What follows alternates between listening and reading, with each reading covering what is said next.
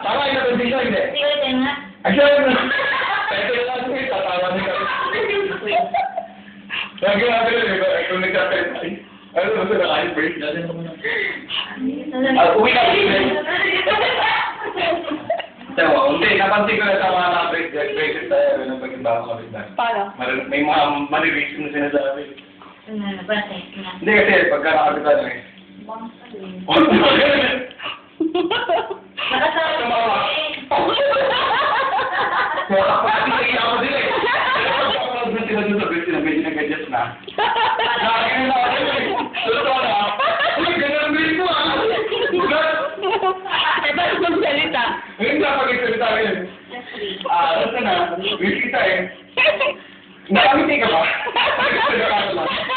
Hindi tumatalo yung oh, baka na lang yung brain. Ano ba yan eh? Ano masasabi nila ang naka-braces? Ito lang ang tindahan. Ano masasabi mo, Bertie?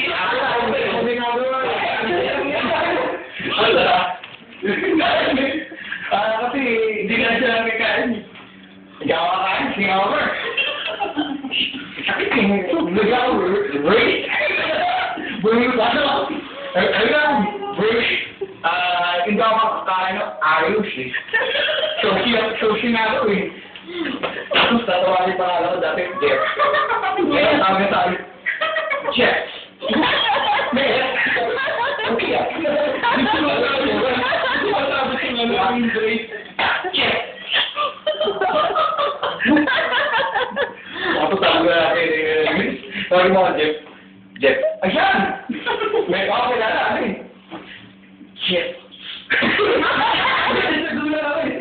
Okay ah. Hindi siya, wala ko sinasabi yung pangalan.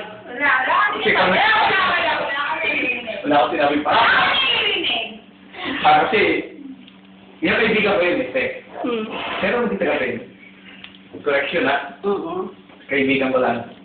Kaibigan mo lang. Hindi sabay natin ito trabaho. Sabay na yung work. Hindi nga, sabay natin. Hindi sila ayun, ano? Hindi ka na Dito, ano, eh.